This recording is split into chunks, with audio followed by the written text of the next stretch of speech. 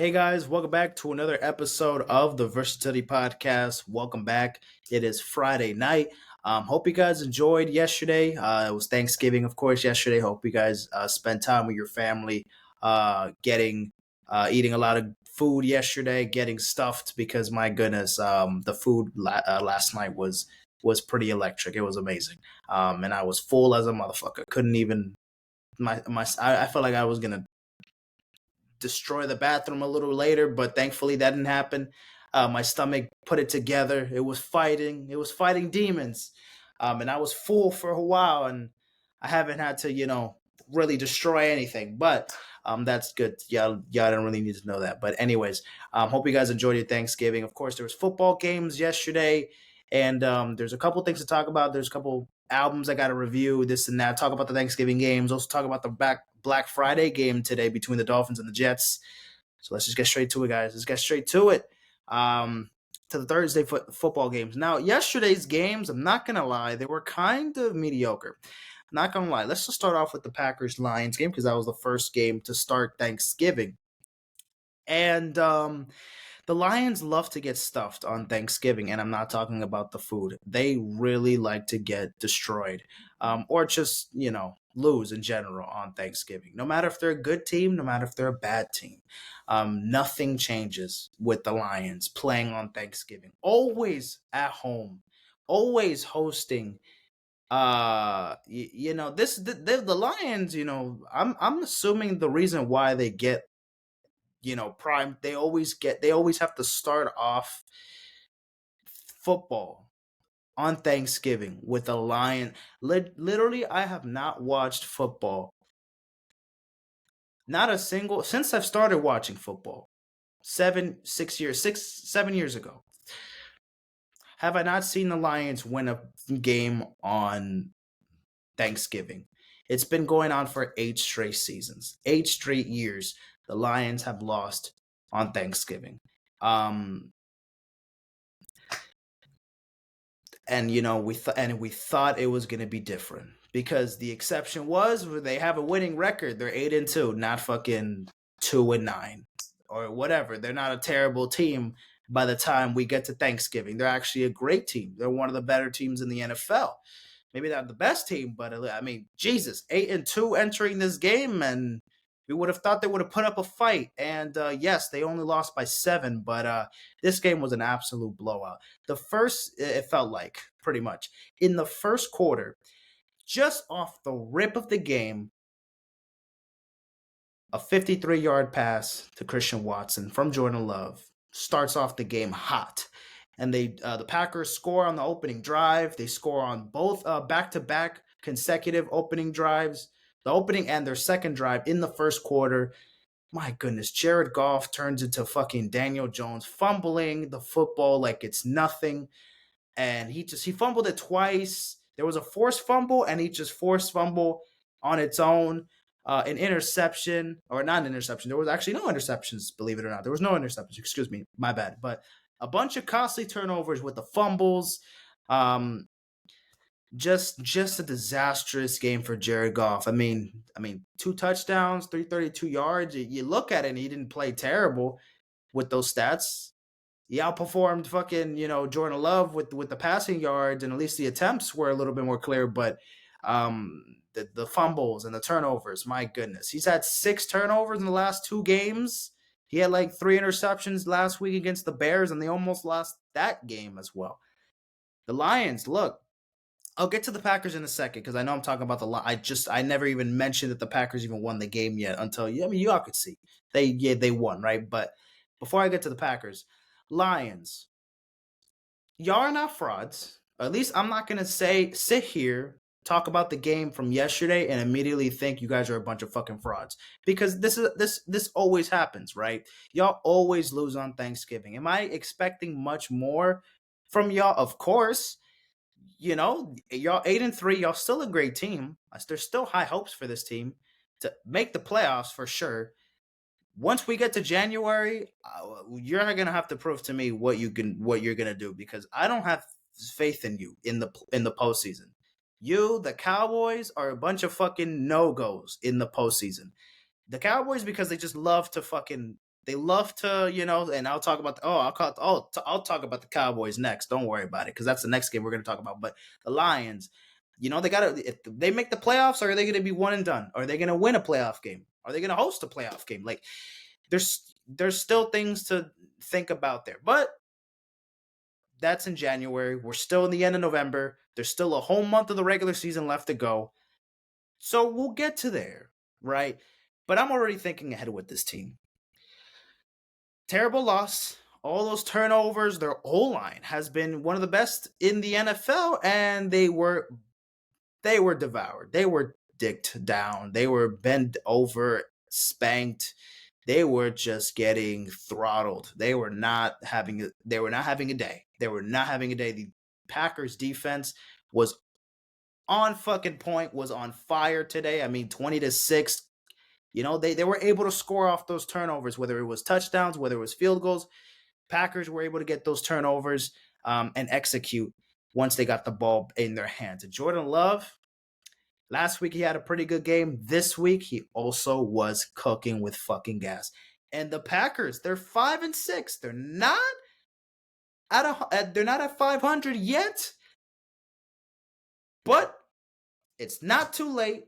It's still too early to consider this team potentially a fucking playoff spot. Now, I'm kind of seeing a pattern, because last season the Packers started off pretty slow. Through midseason, they were having a good stretch. And towards the end of the season, they were pushing for a playoff spot until they got to play the Lions in Week 18. And that's when all their fucking hopes and dreams died down. I'm not saying the Packers are going to make the playoffs. I'm not saying they're going to miss the playoffs. But I feel like are they going to fight to the very last week of the season for a postseason spot? Will Jordan Love take this fucking team? Or will Jordan Love be the leader and take this team to the fucking postseason? I mean, I don't think a lot of people were expecting that. That would be a great thing to see Jordan Love. I mean, he's been under, he was the backup to Aaron Rodgers for 3 years, man. For 3 years. And now he's finally that guy in Green Bay. And if he can take him to the postseason, man, it's going to be a pretty big it's going to be obviously a huge accomplishment for Jordan Love, and a stepping stone for the future for this Packers team. But we'll have to wait and see. It's still a little too early for the playoffs. I mean, again, we're talking about it. It's already week 12, so we're not too far off. And the playoffs feel like they're going to start tomorrow, because time doesn't fucking play with us, right? But Lions, y'all have to step it up. And the Packers, if y'all, man, it's still the Lions. It's still the Lions division to win it, the Lions, they have it in them to win this division. It's for them to lose it. But the Packers, for a playoff spot, it's still not off the picture. Still not off the picture. And I'll check it, and we'll also look at the standings and everything and the playoff picture in a second after I show all these games as well. So yeah, the Lions, they lose on Thanksgiving, nothing normal, right? And usually when we're done watching that Lions loss on Thanksgiving, we get to see the Cowboys play next. So that was the second game on Thanksgiving, whooping the Commanders' ass 45-10. I didn't watch. I saw like most. I didn't see like the third quarter that much. I saw like the first and second quarter. Didn't really. I missed a bunch of the third. I didn't see the third quarter at all, and I saw a little bit of the fourth quarter. But I didn't really need to give a shit about this one. Like, come on now. Like, the Cowboys, I knew they were going to fucking steamroll this Commanders' ass team. 300 yards, an interception for Sam Howell, 28 for 44. Dak Prescott was cooking, man. The offense was fucking cooking, man. 4 touchdowns, 331 yards, 22 for 32. I mean, he was doing what he had to do. Tony Pollard, back-to-back games with a touchdown? Okay, is he finally coming back? Is he finally being the guy from last year? Stepping up, breaking out? I don't know. Tony Pollard, 2 straight games with a touchdown. That's great, man. That's great after not scoring since fucking week 1. Clearly the offense was on one today, or yesterday night. But the defense, of course, being the Dallas Cowboys, having one of the best defenses in the NFL, they were on fucking one. That fourth quarter got intense because the first half, it was pretty close. I mean, it was like 20-10 at halftime. The Commanders were fighting. They were holding it in, right? Doing as much as they can. until they got completely shut out in the second half. And then the Cowboys offense exploded in that fourth quarter, scoring 25 points. Darren Bland had a pick six yet again. He broke an NFL record for having the most pick six in a season with five. Five. He had one in the other game. He had like two against the Panthers. I mean, just insane shit for Darren Bland. And obviously, with that record being, broken, it should be fair that he should be in the Defensive Player of the Year conversation. The way he sacrifices, he jumps out of fucking nowhere to get those interceptions is out of this fucking world. This one wasn't insane because he didn't have to throw himself, but he saw that ball, he read it like a fucking book, and he took it to the goddamn house. This motherfucker don't miss. Darren Bland, respect to you, dude. Definitely Defensive Player of the Year contender right here. And obviously breaking the NFL record. And he could still add to it because having 5 pick six in only 11 games and breaking it, he can get 6, he can get 7, he can get fucking 8 pick six by the end of the season. You never know, right? So that's going to be insane, right? Commanders, I don't really give a shit about they suck or whatever. 4-8, yay, good job. They're not. We don't talk about them. The Cowboys, okay, y'all winning, y'all looking good. Defense is amazing. Offense is amazing. Dak Prescott's looking good. So respect to y'all, man. Respect to y'all. But just wait. Y'all gotta change it up though. Right now, y'all finding the groove. It feels like every year, November, October, and half of December, and pretty much December even. I'll give it December. The last 3 months of the year feel like the Cowboys always take, a good part of those 3 months. Like they do pretty well the last 3 months of the regular season. And then when we get to January, it's a completely different story. So yet again, I mean, I don't know what to expect. I'm gonna say neutral on it. Cowboys, y'all 8-3, so keep it up. So I gotta say, keep it up. Y'all don't want to be frauds in the postseason? Keep it up. Keep playing like this because y'all playing amazing. Y'all playing amazing. I don't want y'all. I do not want y'all to suck. And I'm an Eagles fan. Am I rooting for y'all? No. But I'm not. I know the limits for this team. But can they surpass those limits? We'll see. We'll see. We're not in January yet, so there's still time. There's still time. And look, again, people have been talking, all the Dallas Cowboys haters, which I guess you could add me into the mix, but whatever. Oh, they beat the fucking Commanders, bro. They beat the fucking Patriots by 35. They beat the Poverty Rams by 23. They beat the Giants. I get it. Yeah, they've beat some shitty teams. You know what I mean? I get it. Yes. That's kind of part of like the whole like, whoa, are they like sky high right now? They're a good team. Are they great? I don't think so. These games are going to be tested though. This game against the Eagles is going to be tough for them. Now, I'm not going to lie. If I already have to make the pick here for the Eagles Cowboys, I might low-key pick the Cowboys at home.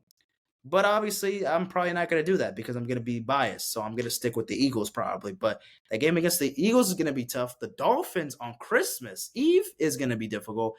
The Lions are going to be tough. The Bills, they could be surging and they're playing at home. So this should be fun. The Seahawks could even give them a challenge. Even though the Seahawks have been dying down, they've not been doing great as of recently. So we'll have to wait and see. They have 6 games and they have 4 tough opponents. So, and 5, maybe, even the Seahawks can challenge them a bit. But yeah, Cowboys, good win. Good win. Dominating fashion. They had to win like that. And talk about the 49ers who also dominated the Seattle Seahawks 31-13. Was watching kind of back and forth with this game. Was talking with my family, watching the game, not really paying attention to the game that much. But what did I expect? The offense being amazing and the defense fucking, being lights out. Brock Purdy wasn't perfect. He had 1 touchdown. We had 1 interception. That was in garbage time, though. That was in the third quarter. So it wasn't really much they could do at that point. They were already getting blown out. by the end of the first half, and the beginning of the second half. So nothing much was going there. 19 carries, 114, yards, and 2 tutties for Christian McCaffrey. Yeah, the Niners offense, they steamrolled. They were doing what they were doing. The Niners defense, look, again, the Niners, when they're healthy, you're not fucking beating them. Sorry. When they're healthy, when you got everybody, Brock Purdy made one mistake, but it wasn't enough. They still got blown out. So no one's beating this Niners team, unfortunately, man. What is possible for this Niners team to go down? It's gonna take a lot of balls. It's gonna take a lot to beat this 49ers team. Not gonna be easy. All I gotta say. But yeah, the Niners, they move on to 8-3. Now another team moving on to 8-3, the Miami Dolphins. They beat the Jets today, 34-13. Once again, Tua. I was kind of frustrated with Tua today. He did not play great. 243 yards, a touchdown, 2 interceptions. Tim Boyle, 179 yards, a tutty, 2 interceptions. Tua's a great quarterback. He's borderline elite. But my goodness, he made some really stupid ass throws. I was fucking crazy. He had a pick 6 in this game. He threw a pick 6. Yeah. Whatever. Our offense was still good. It was a lot better. It was a lot better from last week. But thanks to fucking Raheem Mostert, 20 carries, 94 yards, and 2 touchdowns. Jalen Waddle had a balling ass game, 8 receptions, 114 yards, and of course, how could we forget? Tyreek Hill also had a fucking touchdown. Not rushing. He had 9 receptions, 102 yards, and a touchdown. So of course, Mostert, Jalen Waddle and Tyreek Hill going crazy. Of course, the offense is gonna explode, and that's exactly what they did. The offense exploded. A couple turnovers, stupid ass turnovers.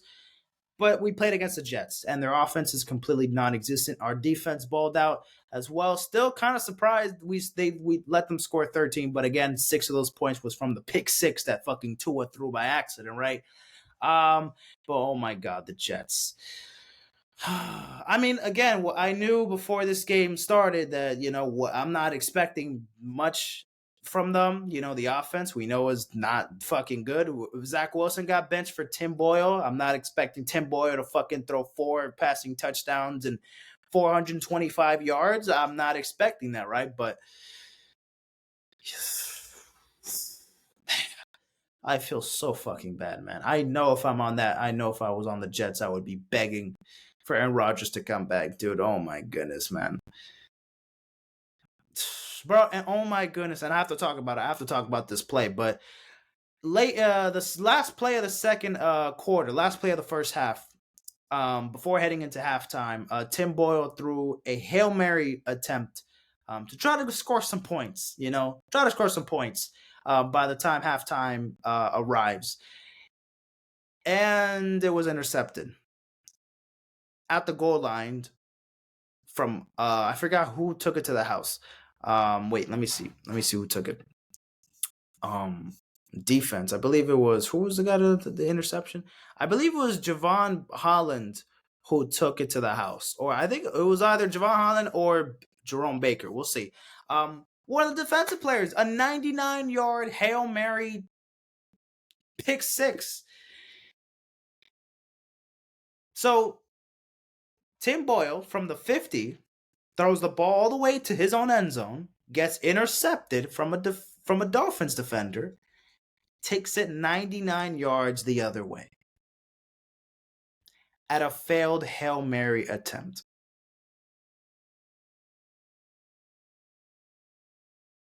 That is how the Jets are. That is what the Jets are doing this season. Throwing reverse Hail Mary. They're throwing Hail Marys to the defense for a pick 6. That's what the Jets are doing, guys. That's how fucking pathetic their offense is. That is absolutely disgusting. The fact that we even allowed 13 points, I'm actually kind of disgusted a little bit. Jesus Christ. Ill. All right. All right, I'm being a little too dramatic, but you get the point, man. Oh my god, they're so disgusting, man. But anyways, let's get to the fucking standings here. Um, Dolphins at the top of the AFC East. Bills creeping in. Jets suck. 4-game losing streak. Patriots bottom, rock fucking bottom. If there was a bottom to rock bottom, that's where they are. Yeah, AFC West. The Chiefs, they have now looked amazing, but they're still top of the AFC West for sure. The Broncos cooking. 4-game winning streak. They're 5-5. They could be coming for the Chiefs. Who knows? The Raiders not looked amazing, but haven't looked terrible. They're 5-6. They're definitely not out of it. And the Chargers, who've been disappointing, and their offense is absolute dog shit at times. 4-6. They're not out of it, but they're not taking the fucking division. This is a tough division, but now it's pretty much just a 3-headed monster between the Ravens and the Browns and the Steelers, because the Bengals are out of it, dude. I'm sorry. The Bengals, I mean, they're all a game away from each other, 5-5, 6-4, 7-3, 8-3. Like, they're not, two off from each other. So, I mean, the Bengals can fucking win 5 straight games and they can, be at the top of the division. But it's not. I think it's the Ravens right now. The Browns can obviously challenge. The Steelers are right there as well. It's a 3-headed monster here. Any of these teams can win the division. The Bengals, if they somehow still come back from fucking, Joe Browning being their fucking starting quarterback, if he can do anything with them, take him to the dead, I guess. I don't know. Maybe it does something, but I don't know. Jaguars 7-3, still top of the division. Texans 6-4, Colts 5-5, and the Titans dog water 3-7. Eagles 9-1, best team in the NFL, 4-game winning streak. Nothing much to say. The Cowboys 3-game winning streak, 8-3. They're not far behind us, but we should take care of business. And the Commanders, Giants, they're both actual dog shit. Niners 8-3, amazing team. We don't need to talk about them. Seahawks kind of slowing down a bit. They're 6-5, but they could still contend with the Niners, but I think the Niners are still taking that division. Rams, dog water, but they kind of improve a little bit, and the Cardinals, absolute dog water. The Lions 8-3, still top of the division. Vikings 6-5, still competing for a playoff spot. Vikings, Packers as well, not too far off. And the Bears 3-8, not going anywhere. Saints 5-5. Y'all probably gonna take this mid-ass fucking division. Falcons, Buccaneers, whoever can get second here, and the Panthers are just, they drowned in the water. They drowning. So, yeah, not much to expect. All right, but that is it for NFL. I mean, we're caught up with the current standings, the playoff pictures. I'll show the playoff picture maybe next week because there's still a lot to show here. So yeah, I already talked about the Thanksgiving games. Okay, so let me talk about some albums. So let me talk about Larger Than Life, Brent Faiyaz's new album that came out a couple weeks ago. Yeah, a couple weeks ago. Let me put up the track list here. It's a new Brent. This album came out actually a day before my birthday, the 27th. So yeah, Larger Than Life, Brent Faiyaz, 14 songs, 36 minutes, 20 seconds. A surprise drop. I'm a really big fan of the cover. It looks like an old mixtape, like a 90s mixtape kind of vibe. I don't know if you can see it. The lighting is not like amazing. Why is it like so fucking bright? It looks so bright. I don't know if it's the lighting from the Abanico. I don't know what it is, but we'll see. But yeah, I'm a big fan of this album. I'm a big fan of this album. I think the first half of the album is really good from Tim's intro. So I'm gonna go in order from Tim's intro, great introduction, Last One Left, Forever Yours, Best Time, Moment of Your Life, Outside of, like, the first half of this album is stacked. It's really good. Wherever I Go is good. But then when we get to like the second half, like songs like Upset on this side, Belong to You, I'm not crazy on it, and Pistachios, I'm not crazy on it. But I do like Where You At. So, I mean, for the most part, I'm taking most of this track list. I've been listening to like at least 9, 10 songs out of the track list. Out of 14, 9 to 10 out of 14 songs. I've been bumping it. This sounds pretty consistent. I love Brent's like vocals. He's giving us more, this is like an alternative kind of R&B. album, a little bit darker, a little bit like more in more like brighter production than his last album. I feel like his last album was like darker production. It just sounded a lot more darker, and then this one's kind of a little bit more well, brighter, I guess to say, right? But yeah, like songs with ASAP Rocky on it, Outside All Night song with ASAP Rocky was pretty good. The song with Missy Elliott and Lil Gray, the last one left, was pretty good. Best Time should have been a little bit longer, man. It was only like a minute and 30 seconds. It felt like a little interlude, but yeah, I think it should have been like a 3-4 minute song for, at least. Moment of Your Life was the lead single for the album with Coco Jones. Love the song, definitely one of my favorites. Wherever I Go, underrated song on the track list. Really like that one. Pistachios, well, that one's I'm not really crazy on it, but yeah, there's like 3 songs on it that I'm not crazy on. I mean, the rest are like skits, so like there's not much here. So, but yeah, out of 10, this is like a 7.4, 7.5. Not a bad listen, you know. I don't think it's Brent Faiyaz's best work, but it's also not terrible. It's also not terrible. All right, I gotta talk about it. Let's talk about the Bad Bunny album. Let's talk about the Bad Bunny album. Nadie sabe lo que va a pasar mañana. 22 songs, an hour and 21 minutes. I gave a re-listen, like I said last time before I was going to review this album. I did give it a full re-listen, but the songs that I didn't like, I listened to it like halfway and then I just skipped to the next song. Like man, there's just some songs, man, I just really don't like on this album, man. I'm not saving a lot from this album. I'm not, man. This is definitely probably one of my most disappointing albums of the year, which, spoiler alert, it's gonna, when I talk about it for the show, for the versatility, the awards show that I'm gonna do December 31st or December 30th, to recap all of 2023 music. In that category, most disappointing albums, you're gonna see this motherfucker here, for sure. You're gonna see this Bad Bunny album for sure, because I mean, last year he dropped a good album. He dropped a great album. Un Verano Sin Ti, a summer album, a perfect summertime album. A lot of vibes, a lot of bangers, a good mix. It was a long track list, but it was a good mix of songs and some of his best songs ever. This one, I felt like he rushed on a good amount of songs, and there's just not that many songs that seem like, I don't know. I mean, I don't know where he was kind of going with that. I mean, again, he's like a Drake in the Spanish and in the reggaeton, right? He's just giving you like a bunch of different vibes. He's not going to give you a consistent album of just bangers or just like vibey songs or just like him rapping.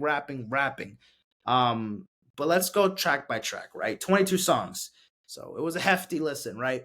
Nadie sabe. This was like a 6-7 minute song where he's rapping. He's rapping. Family, fame, all kinds of other shit. So I appreciate that. I'm not like bumping it like crazy, but it's a good song. It's definitely one of the better songs, and it stands out to the album for sure. So I accept it with all I can say, right? Monaco, second track of the album. It's the banger of the album for sure. It has a music video. I fuck with it. I like Monaco. I love the beat. His energy's there is good. It's a banger. I'm bumping it. Fina with Young Miko, not crazy on it. The beat's kind of weird. I'm not crazy on the hook. The Teo Calderon like sample, or I don't know if it's a sample or if it's vocals from him actually. I guess are cool, but not really fucking with it. Hibiki with Mora.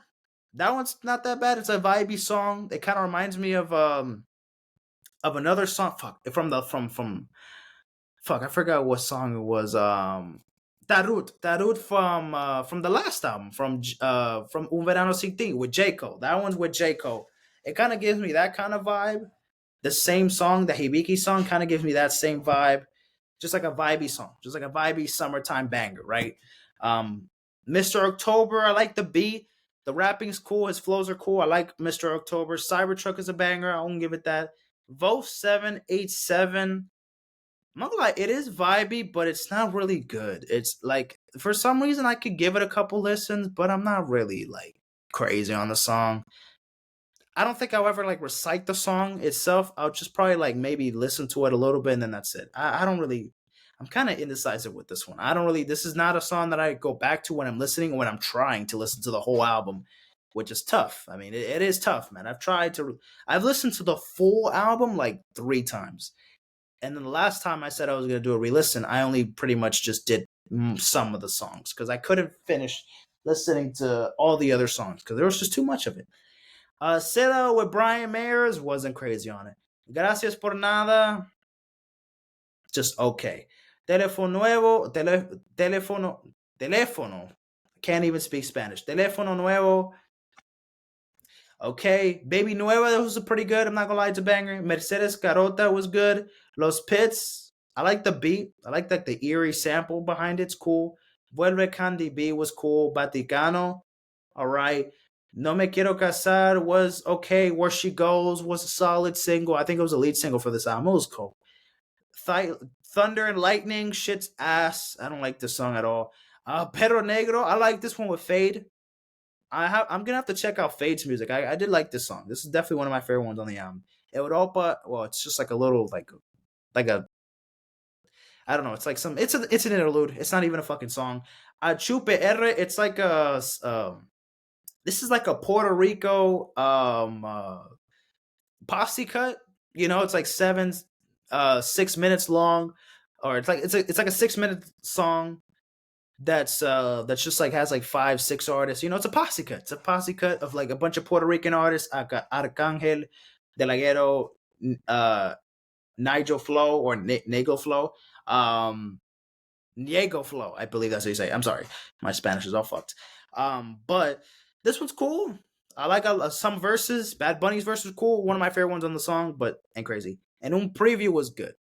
So let me show you the songs that I'm fucking with, that I'm like listening to, that I'm legit listening to, not that I'm just listening to. It's in my fucking rotation. Monaco, Hibiki, Mr. October, Cybertruck, Baby Nueva, Vaticano, so that's 6, Perro Negro, 7, and then Un Preview, 8. A Chupe I haven't had it like consistently. Like I haven't been bumping it like crazy. It's just more of like, wait, are we losing, bro? Oh my fucking god, dude, we're losing to the goddamn Knicks. Oh my god, we're down by 3. All right, well, whatever. I'll talk about the next game in a sec. Whatever. But yeah, so yeah, 8, 9 songs I'm taking out of 22. That's not good. That's not good. Definitely disappointing. I'm sorry, Bad Bunny. You know, I'm not your biggest fan, but I'm also not your biggest hater, dude. You know what I mean? I give your music a chance. At first, I did not like your voice. At first, I couldn't even get into his music because I just did not like his fucking voice. I thought his voice was annoying as shit. And you know, one of my friends, you know, they put me onto Bad Bunny in middle school. I know who Bad Bunny was when I was in fucking 8th grade. And that was what, in like 2017? That was before he even dropped his first album. When I knew him from like this he had like a couple songs. But when he was trap Bad Bunny, when this motherfucker just made trap songs, you know what I mean? I was put on to this motherfucker at 27 in 2017 by my friends, right? And he had some bangers. He had some bangers. I didn't think he was gonna be the biggest fucking Latin artist ever, or one of the best, or one of the biggest artists in the fucking world at some point, you know, years down the line. But he really proved himself with albums like Yo hago lo que dame, Yo hago lo me da. Oh my god, I think I have to like, I haven't taken Spanish in like 2.5 years since high school. I have to practice my Spanish. It's actually fucking terrible. Yo hago lo que me da la gana. There we go. It was so impossible for me to say that. That album from 2020 was good. I fucked with it. And then Un Verano Sin Ti from last year was good albums. I fucked with it. And then the El Último Tour del Mundo, that one's cool. That one's cool. But this one's probably this is probably his weakest album to me, man. I prefer the debut album. I prefer Oasis. I prefer El Último Tour, Un Verano. This is his worst album. Yep, I'm gonna say it. I'm sorry. This is his worst album. Yeah, sorry, Bad Bunny. Just no. And I thought he wasn't gonna drop this year, man. I thought he was gonna take this whole year off. Enjoy the fruits of his labor from his last album. Because Un Verano Sin Ti, trust me, man, that album is still in rotation. I mean, I haven't heard it in like a month, but I mean, it's still in my rotation. It's still it's still the go-to Bad Bunny album for me. So I'm still bumping it like crazy. But goddamn, man, it's something else, man. That was disappointing for me. All right, now let me talk about Madison Beer's new album. Yeah, let me talk about it. Madison Beer's new album. Okay, yeah, Silence Between Songs. So this was an album that I actually did a reaction video to it. So it's on YouTube. So go check out my YouTube channel, the Versalility Podcast. So yeah, it's on YouTube. So go check it out, right? So I did an album reaction to this album. 14 songs, 44 minutes long, and it's a pretty good listen. I like this record a lot. The singles were great with Dangerous, Home to Another One, Showed Me How I Fell in Love with You, Spinning, all great singles. So off the rip, 4 for 4 there. And what about the other 10 songs that weren't singles? Sweet Relief, I mean, great song. One of my favorite pop songs of the year. Envy the Leaves, a great I forgot what the I forgot what the never mind. Envy the Leaves is a pretty good song. I don't even know where I was trying to get at, so we're just gonna ignore that. 17, another beautiful song. Rider, pretty underrated on the track list. Nothing Matters But You, vocally she goes fucking insane on this one.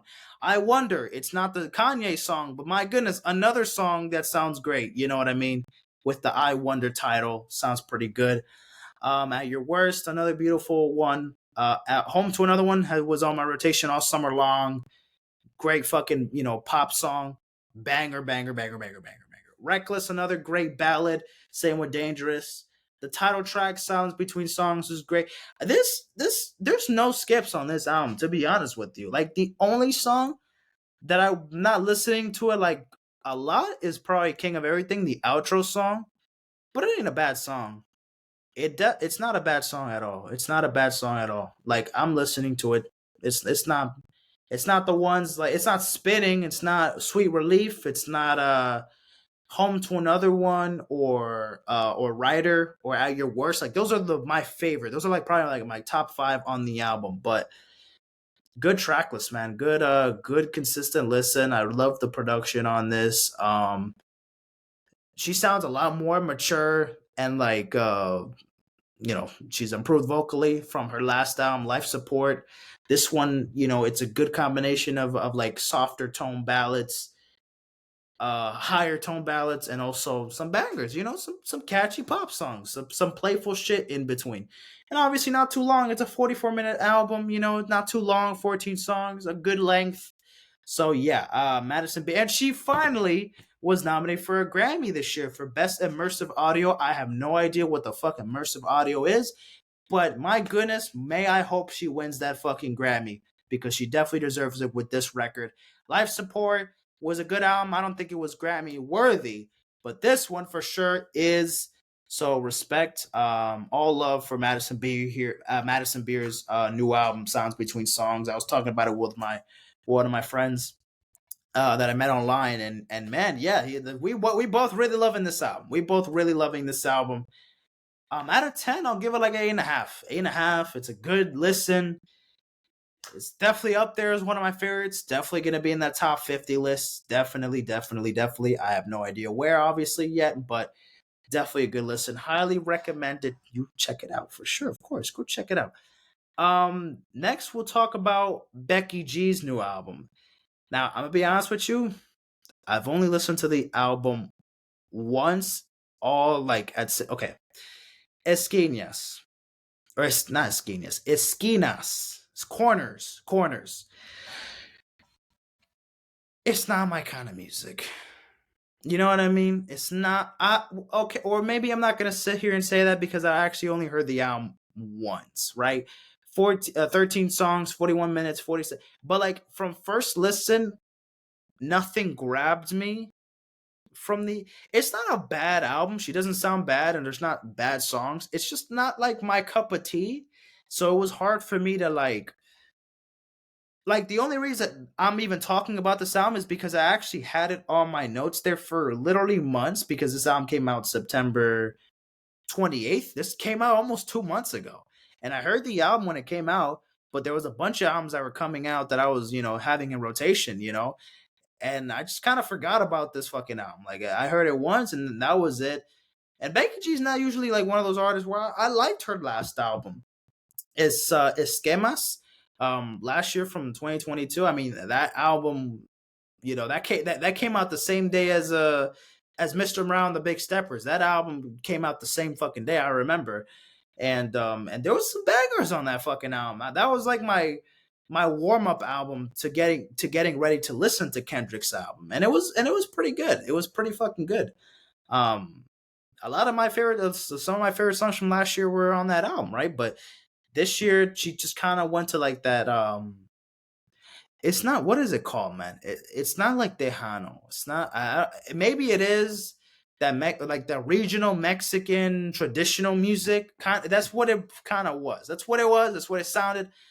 I don't know exactly what the genre is specifically, but yeah, no, it wasn't a terrible listen. It's just not my.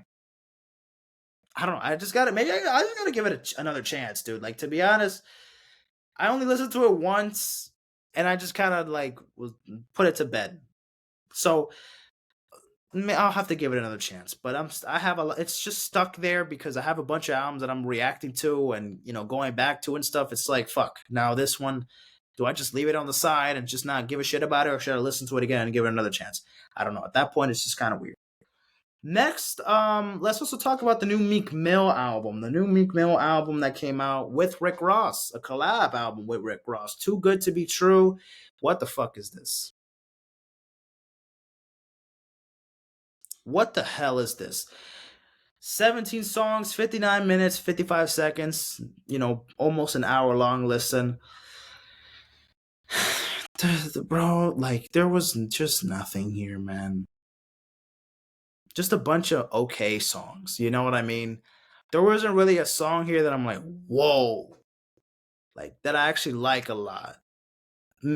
I think there's like two. There's one that I really like called 800 Carats, and then fuck, what was it called?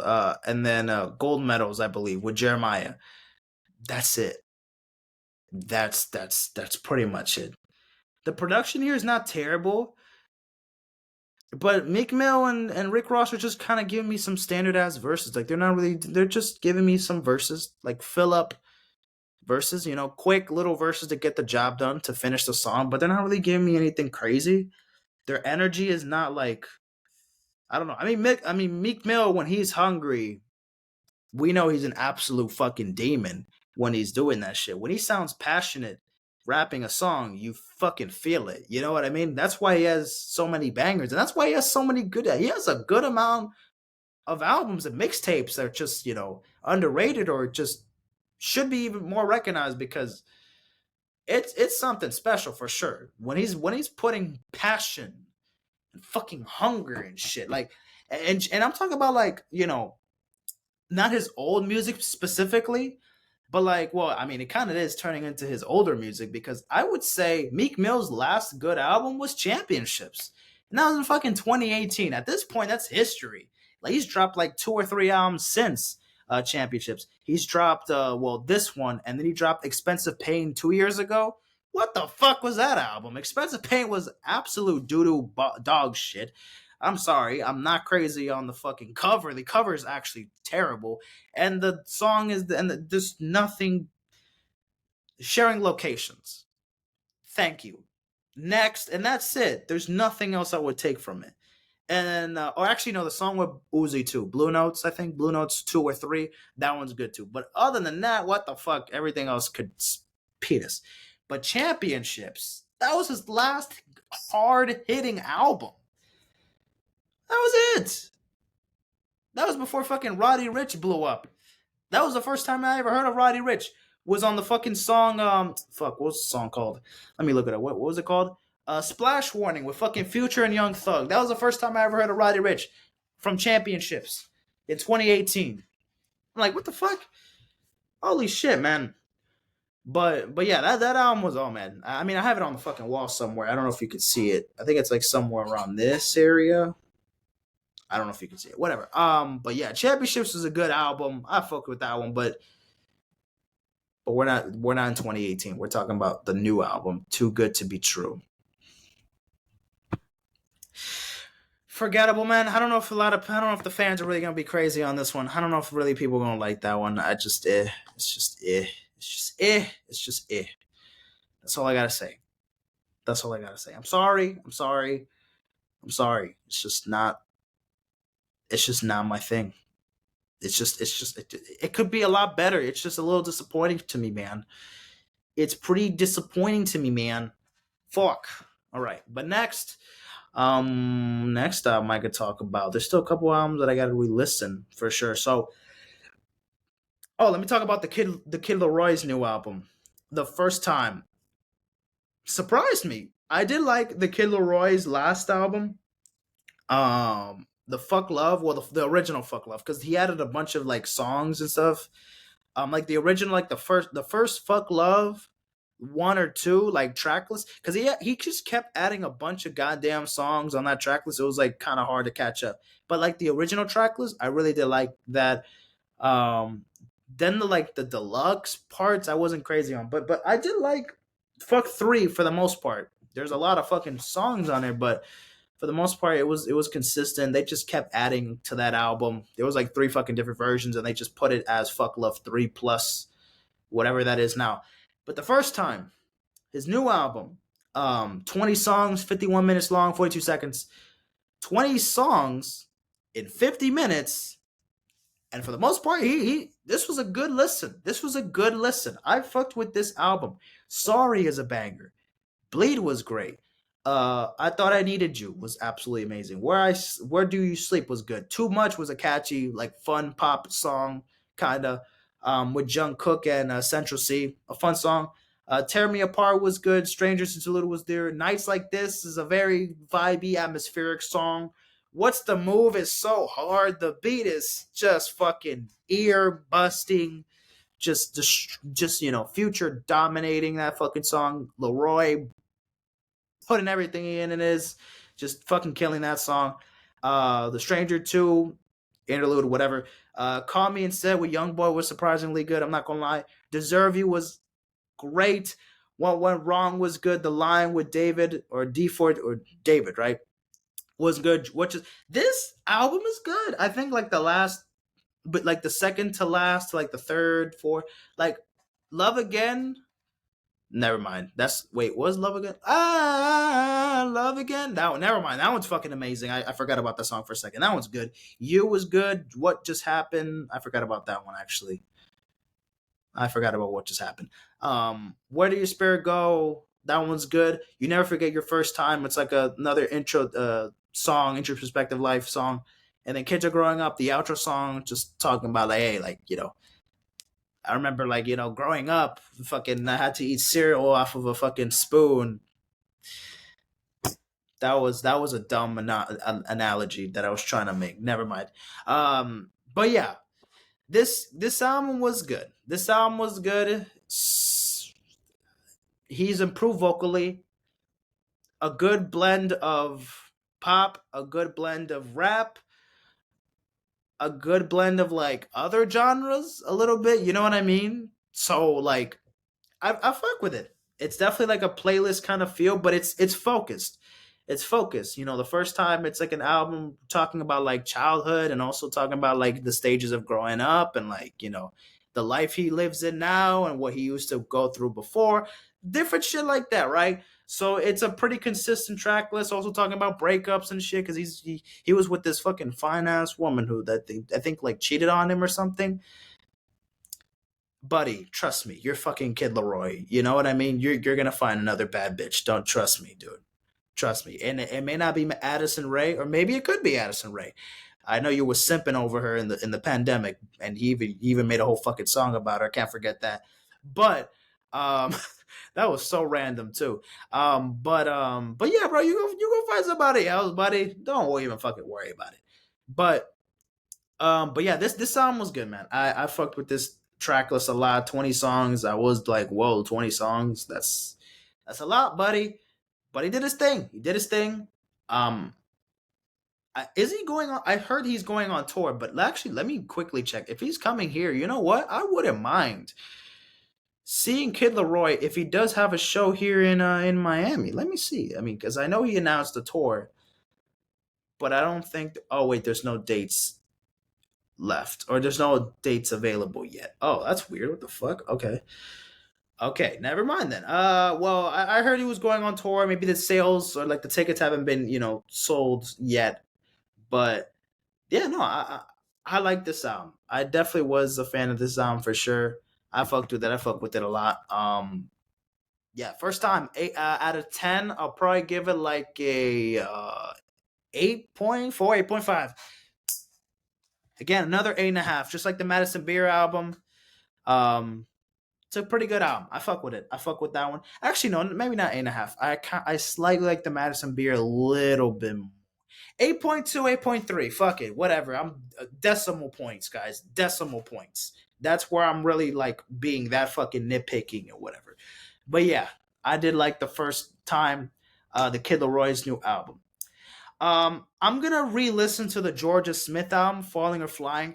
I did like it from first listen, and even I heard it like a second listen, but like I didn't finish that second re-listen.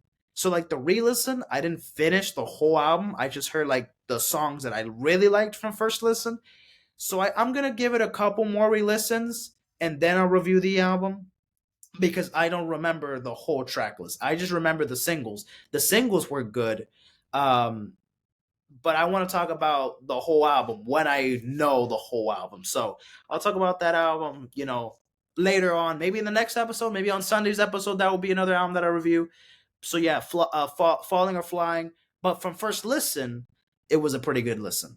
But I got to give it my re-listens and this and that. I've just been, and also it doesn't help that I have a fucking friend who literally, like once a month, he gives me like 10, 11, 12. He's giving me 12 albums to listen to from new artists that I'd never even heard of in my fucking life.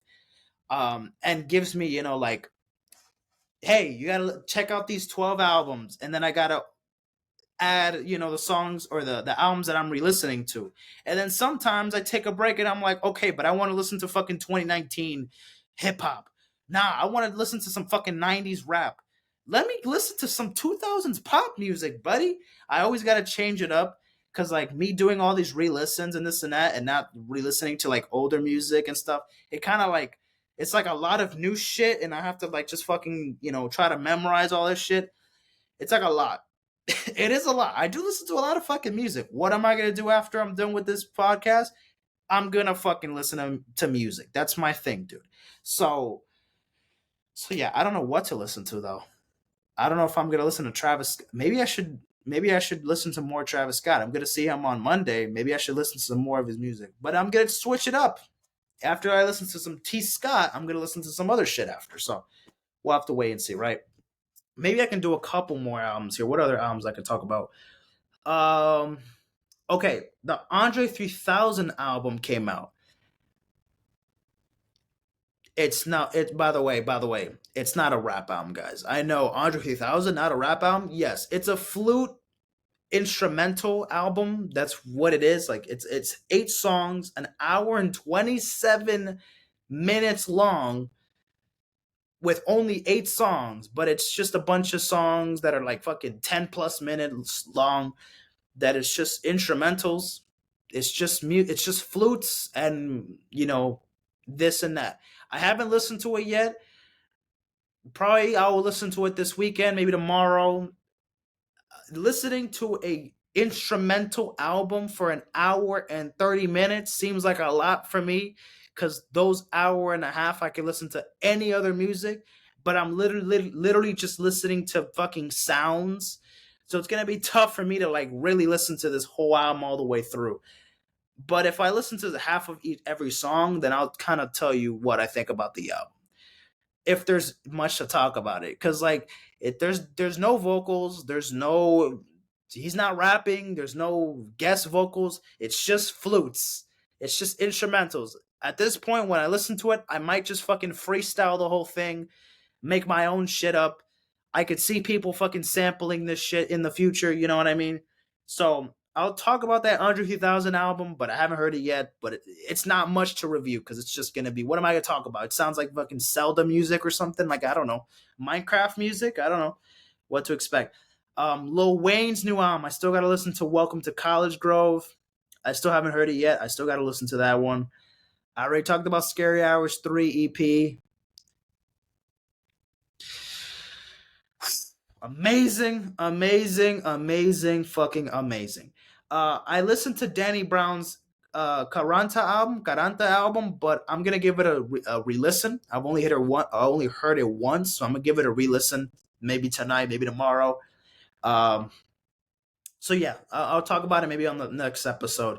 Osuna dropped a new album as well. Cosmo, I still have to listen to it. So fuck, you see how all these albums I gotta listen to, man? It's not it's fun, but like it gets stressful sometimes, man. And this is all shit. Fetty Wap dropped a new album. What the fuck? He did? Wow.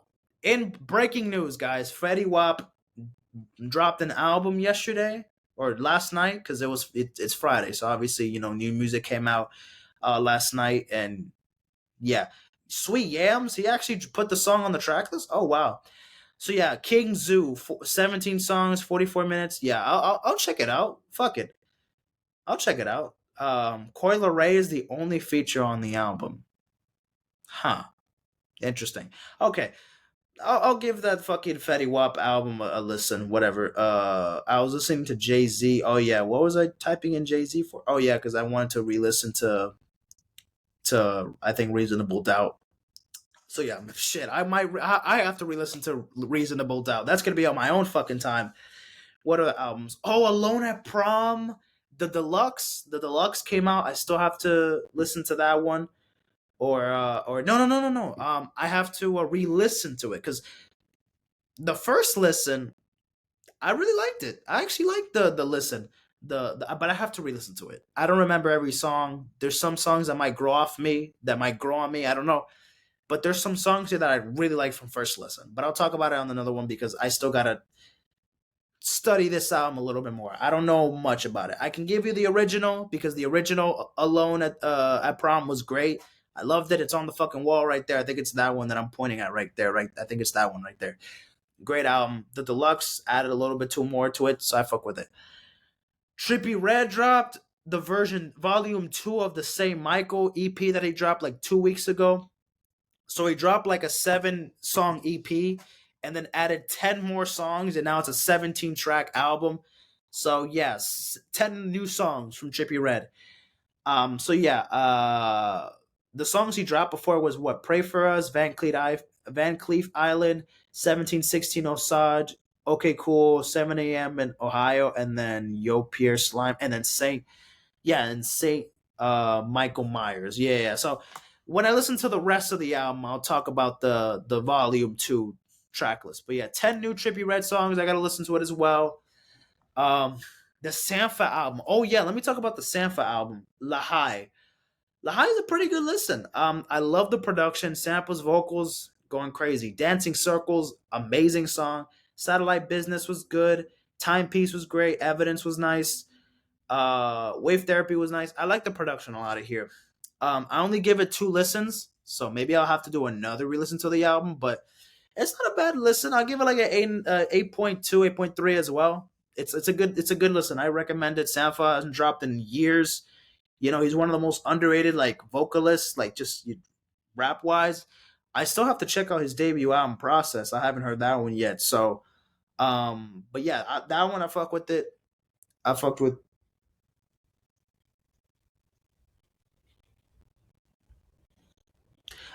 Sorry, I'm hearing a weird ass noise. I don't know if it's from my room or if it's something else. All right, whatever. Maybe I'm stressing out over nothing. But yeah, that that Sappho album I gotta listen to. Also, Chris Brown dropped a new album, 11/11. He dropped it on November 11th. So yeah. I gotta listen to that album. It's how long? 22 minutes, an hour and 7 minutes. To be honest, it's not that long compared to other Chris Brown songs, man. An hour and 7 minutes is like a good one, not too long for Chris Brown standards. So I'll check that one out sooner. I'll check that album soon. Arcangel, I think that one also I gotta. That one I won't review. I'll check it out, but like I don't think I'm gonna review that one. Um, that's pretty much it, man. The albums that I've had on my rotation right now, I'll talk about that. So as of late, let me look at my recently played. So my recently played was Alone at Prom. It was Too Good to Be True. Eternal Take and Pink Tape. I also was listening to One a Million, Scary Hours 3, of course, Thriller. Take Care. I was listening to The Blueprint as well. Um, I was listening to Guts as well, of course, by Olivia. Re-listening to the Bad Bunny album. That wasn't that good, of course.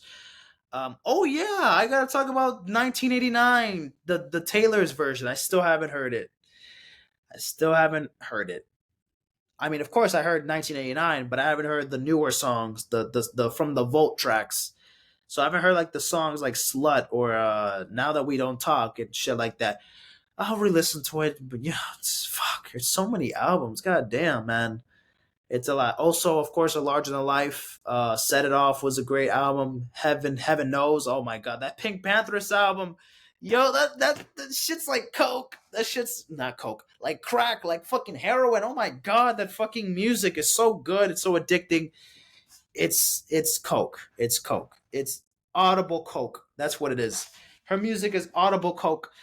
Coke for your ears, heroin to your fucking ears. It sounds amazing. I'm bumping it like crazy. For all the dogs, of course, still my rotation. Guts, of course. Utopia. I haven't heard Utopia in like a week, pretty much. But yeah, of course, it's still my rotation. Of course, of course, of course, of course. But yeah, that's pretty much music that I got so far. Oh yeah, and a Great Chaos, Ken Carson grew on me a lot. At first, I'm like, what the? I don't care. Like the production here is cool. I don't give a shit about the songs, but there's some bangers on this album, man. This if I reviewed this album after one from the first listen, I would have given like a fucking 3 out of 10 or something. It was not a good listen. My first listen to A Great Chaos by Ken Carson was not good. I was not fucking with it. Second listen was like maybe I would give it like a 4. Third, fourth, fifth re-listen, I'm giving that shit like a 7.5 or something because man, there's some absolute fucking bangers on this album and some heavy ass beats. Oh my goodness, man. Me and My Cup. I'm like, what the fuck was I do? What was I thinking? Like, there's no way I didn't fuck with that song from first listen. Me and My Cup, the beat is so fucking incredible. Yo, I need that shit loud. I need that shit loud in my fucking ears. I need to listen. I heard it on my speakers the other day when I was organizing my room. Oh my god, bro. Fuck. Shit's hard. It grew on me so fucking much. It grew on me so much. So I was definitely, if I would have reviewed it after one listen, I would have shit on it and hate it, and then I would have came back a week later and been like, well, actually, it's pretty good. I fuck with it. Yeah. So that's all I got. I haven't heard Scarlet or the Tech album in a couple weeks, but it's still there in my rotation. I'm still coming back to those two albums. Void Dire there, the Arrow Sweatshirt and the Alchemist Project is still in my rotation for sure. For sure. A Love Letter to You 5 is still in my rotation. Her Loss, of course. I was listening to some songs yesterday. One of the songs I was listening to.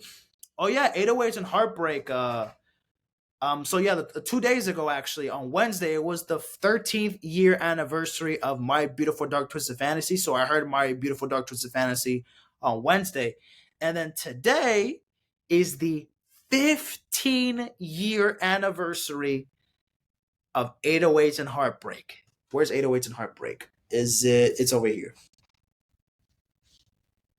This way, this way, this one, this one, this one. This this this I don't know what the fuck I'm doing with my pointing. Okay, whatever. You see, it's there. It's there. It's around. It's there in the corner. Okay, 808s and Heartbreak, 15-year anniversary. I might have to just fucking re-listen to it because that album is amazing. It's amazing. It's amazing. So amazing. So amazing. So amazing. It's amazing. So amazing. You get it. You get the point. 808s and Heartbreak. Influential. And it's not even fucking top 5 in Kanye's catalog. It's not even top 5. And what would hip hop be without fucking 808s and Heartbreak? Seriously, what the fuck would hip hop be nowadays without 808s and Heartbreak? And that's not even, you know how fucking amazing an artist has to be for an album to be that influential that it created so many different, it created a whole style or like different kind of subgenres in hip hop and pretty much made the formula of like what a big, basically the birth of like melodic rap. That's kind of what it really is. A true birth or a true fresh of breath of true bag of fresh air, or a true breath of fresh air from the melodic rap scene with 808s and Heartbreak, and like the drum patterns and the production, and like the that you can that there's more you can add like that for it to be like a hip hop but pop inspired album. You have different like vocal takes and this and that. Like there's so much shit in 808s and Heartbreak that pretty much just hold the test of time after 15 years. And I mean, when you listen to Kanye's full catalog, in my personal opinion, I don't even think it's top 5. I don't think it's in that vicinity, right? But still, probably his most influential album when it comes to like the sound it created and this and that. It's 808s and Heartbreak, guys. So yeah, so 15 fucking years of 808s and Heartbreak. I mean, my goodness, like it's really been 15 years since that album came out. I was literally 5 years old when that shit came out. Like that, it's actually insane. It's actually fucking insane. Also a couple movies that I was watching. I do have to watch a lot of guys. I've been slacking with the movie, not even with the music, man. I've been slacking. There's a bunch of movies and a bunch of shows that I gotta catch up and watch. It's like, god damn, man. I don't know, man. Fucking hell. That's also another thing. I'd be watching a lot of basketball and shit. I'd be watching basketball till like 1 in the fucking morning. If there's a game at 12, I'm watching that game until it ends like at 2:30 or whatever. Like that's me. I don't know. I should probably take a fucking 1 or 2 days of just not watching a single sporting event, because that just be taking my time from watching like a show that could be really good or like a movie, because there's a bunch of movies and shit that I gotta watch. But anyways, Get Hard. This was an older movie. This was with Kevin Hart and Will Ferrell. This is the one where Will Ferrell was he hired Kevin Hart to be like his he hired to be like this tough guy or like some gang. He hired him to be like his protector, for him to like because of spoiler alert if you haven't seen the movie, but it came out in 2016. If you haven't watched the movie by now, you probably aren't going to watch it. But if you do want to watch it, if you haven't watched the movie, right, it's about like Will Smith. He was accused of like tax or like avoiding not tax evasion. He was avoided of like paying a certain amount of money. So avoid paying taxes or avoid paying a certain amount of money. And obviously they locked him up in this, and they were gonna put him in jail, but he was gonna go under house arrest potentially. But they gave him like a couple weeks for him to like prepare or like to go to court and appeal that um the sentence, or if he was actually going to serve time, or if he was going to just do house arrest or this and that, or if he was not going to go to jail at all, or he had to find proof that he's innocent and that he wasn't the one that was stealing money or this and that, right? Because obviously Will Ferrell was innocent in the end of the day, and it was somebody else that's trying to frame him, right? So yeah, he had to like, had to get Kevin Hart to like be this guy to prepare himself for prison, because he didn't want to come out there to jail potentially and be this fucking easy target for him to get dominated, or you don't want to be you don't want to be the guy who drops the soap and shit like that. You don't want to be that guy in prison. You want to fucking stand up for yourself and not be the fucking hitter. So yeah, that's the you don't want to be batting practice to other prisoners. That's all I gotta say, right? But yeah, the movie was fucking funny. I liked it. I also watched Facing Nolan, which was like a documentary about Nolan Ryan, who's one of the best pitchers in all of baseball in baseball history. Motherfucker has fucking 7 no hitters and plus 5,000 strikeouts and played 20 fucking 6 years in Major League Baseball. Like, this motherfucker played until he was like 51 or some shit. Like, what the fuck? This motherfucker playing until he's like 40 something, 50? What the hell? This dude, oh, look at Grandpa over here pitching, and he could still fucking strike me out in 3 pitches. What the fuck, bro? Be where you're. Be, what the fears? What are you doing here, Grandpa? Like, goddamn, it was fucking dominant. He was something else. I mean, of course, that was before my time, so obviously, I never got to see Nolan Ryan like on TV and shit. But obviously, the documentary explains a lot more. He was probably like the most feared pitcher ever. The obviously talking about like the iconic moments of him and like the brawl that he had with Johnny with Robin Ventura when he was like just fucking him up, Grandpa just fucking up another baseball player, the no hitters, him idolizing Sandy Koufax, this and that, a bunch of shit, a bunch of opposing baseball players talking about like I didn't even want to fucking hit in. I just didn't even want to get that ball inside because I knew if I even attempted to swing on that, I was going to look like a fucking idiot just swinging the ball, and I would have completely missed. I would have let go of the bat. I would have fell on my knees, just saying that this motherfucker is the greatest pitcher ever, right? So yeah, but that was a pretty good documentary. I fuck with it. And Nolan Ryan was a pretty humble guy, like, he was average, like, person, like growing up in like a small state, a small city, right? And he met his future wife at a very young age, and they had a house, that the career, a bunch of kids, grandkids, you know what I mean, and et cetera, et cetera, et cetera, right? But yeah, that was that.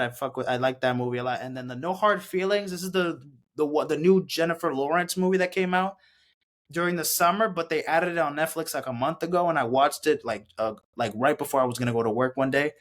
And it's some raunchy ass comedy movie about this fucking kid who's like, who this girl who works for like I forgot where she was working at. She was working for like this like a bar, like a bar for like at a beach or some shit, or like at some fucking restaurant or whatever. And she was hired from these parents to be like a girlfriend to this like 18-year-old kid before he goes to college, to like have like a girlfriend and like be with a partner, right? So he's not like lonely and by himself, and like he can make friends with people, right? Instead, not just a friend but like a girlfriend. That was kind of like her job, and she was like a setup to him, right? But then eventually she's like, okay, like she knows her job, she knows she's trying to like get her to like let's fuck, let's do something, like hello, like I needed I'm getting paid my job, or not getting paid, because the return was that if she got the boy, the 18-year-old kid laid, she would get the car that she would want, because she would have to pay off her car because her car got towed in the beginning of the movie. So again, spoiler alert. Sorry, I don't give a fuck. Spoiler alert, all over the place. But yeah. So she pretty much just did that because she wanted to get the car in return, or get another new car that she could pay off, and then she doesn't have to get the car that she already towed, right? Or that already was towed from in the beginning of the movie. So, but then eventually, the kid doesn't want to lose his virginity. He's not like a horny bastard. He's not like a horny motherfucker who's like, oh, whoa, whoa, whoa, whoa. You know what I mean? But she's trying so hard to like get him to like get horny, bro. Bro, there's a scene where they're on the beach, and then there's some of these fucking kids who like take her clothes, or take their clothes, and I'm like, okay, whatever it is that. She fucking comes out the ocean at the beach, and she's fucking fighting these kids all naked and shit. I'm like, okay, goddamn, she's showing boobs, she's showing everything, she's showing ass. I'm like, okay, I did not expect to see this. What is going on? So yeah, that's another thing. Yeah, a nude scene, whole ass nude scene in the movie, just to make it even more fucking raunchy, right? But funny. But no, the movie was like a like it's one of those like raunchy It was funny. It was definitely funny. I found it funny, right? For Jennifer Lawrence standards, I don't really be. I don't. Well, I haven't really. I'm not like crazy on her movies, but I heard good shit about the movies, and it was a comedy movie. It was like something different that she does. She's always been in like these fictional movies, doing Hunger Games and doing a bunch of other like weird ass roles and shit. So like this is her being in a raunchy movie, and obviously being like the main actress, right? I was like, I'll give it I'll give it a try. I'll give it a I'll watch it. See what how it is, right? But but yeah, it was a good one. It was a funny, borderline, raunchy comedy movie. You know what I mean? I can recommend it to people. It's not bad. It was a little cheesy, but it wasn't terrible. It's not the bad kind of cheesy. It was funny though. I found it funny in certain parts. So it was useful. Yeah, that was a lot. That was a lot. I did not expect to be recording for an hour and 15 minutes. I thought it was gonna be like at least 50 minutes, but we've kind of went overboard a bit. Yeah, there's definitely some albums, a lot of albums I got to get to, movies, TV shows. Yeah, I'm gonna have to like find a fucking schedule that works for me. I already have a schedule for like my, from the week, for school and everything and for work. But man, I gotta make a schedule just from like how could I watch it? I'm gonna have to like, you know what? I think for December, I might like. There's 31 days in December. There's definitely like 50 or something movies that I like have on my list. Cause like if you guys don't know me, right, I have like a list of, like movies to watch. Cause I would like save a bunch of shit whatever drops on like Netflix or Hulu or Disney, or a Max. Like I always have it on my list. Like I have it on my watch for later, whatever, list. But I just sometimes I watch it immediately. Sometimes I watch it fucking months later, and sometimes I even wait till movies that are in theaters that hit Max or go to Netflix and this and that. So sometimes I wait. Sometimes I'm like, okay, let me fucking go on some sketchy ass website to watch the movie because I'm desperate. I still haven't seen the Barbie fucking movie. I still haven't seen Oppenheimer. But I gotta watch it before the year ends. Like I have to. Like what the fuck? I'm really gonna make that whole. I'm not gonna. I haven't watched Barbie, guys. I'm sorry. The biggest fucking movie of the year. I haven't watched it. I'm sorry to be lame. So I definitely gotta watch it. I still have a month. I still got a month and 5 days.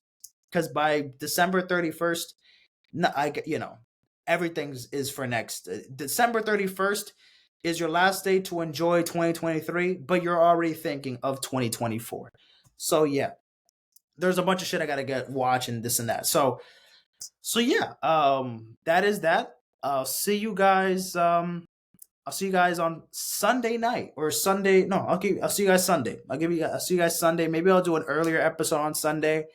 Probably maybe Sunday morning before football, because once 1 p.m. hits, I'm gonna be watching football. So I don't even know if I'm gonna do the podcast even during the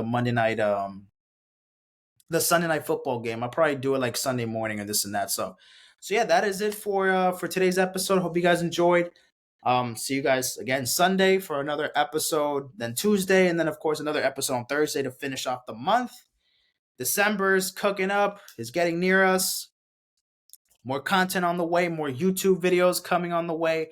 There was some highlights. The thing is, I have done some reaction videos to like highlights to basketball and football games, but the thing is, most of them are like unedited and they're just like first take videos, and obviously some of them have copyright content, right? So of course, like there's like some copyright. There's like 50 or like 40-second clips from each video or something that's just a bunch of copyright content, and that's when I don't even be like I when I look at House of Highlights, that's where I look at the highlights. I don't like go on NBA or NFL, the YouTube channel. I look at it at other channels just to avoid from that. But I guess YouTube still detects it, and they just they don't give me any strikes or anything. It's just they just give me the copyright label, and I'm like I don't like looking at it. Like for me, looking at the copyright label is like, oh fuck, I did something wrong. You know what I mean? I gotta fix it. Like, I can't just leave it there. So that's why there haven't been like highlight videos, because that's kind of the content I've been like having just saved here. Like I have just a bunch of files and a bunch of shit in my gallery that's just a bunch of albums, not album reactions, a bunch of highlight reactions. But there's gonna be tier list videos that I have to record. There's other shit that I'm gonna make a list. I'm gonna listen to some music. I'm gonna. What time is it? It's 10:55. As soon as I'm done recording this, as soon in a couple minutes, I'm done with this episode. Upload this motherfucker.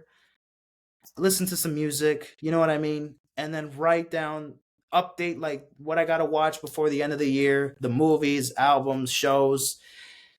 And so we have a month and 5, 6 days to talk about it, and then we get to talk about everything else, right? So yeah. But that is it. Thank you guys for watching. See you guys in a bit. Take care and peace out, my friends.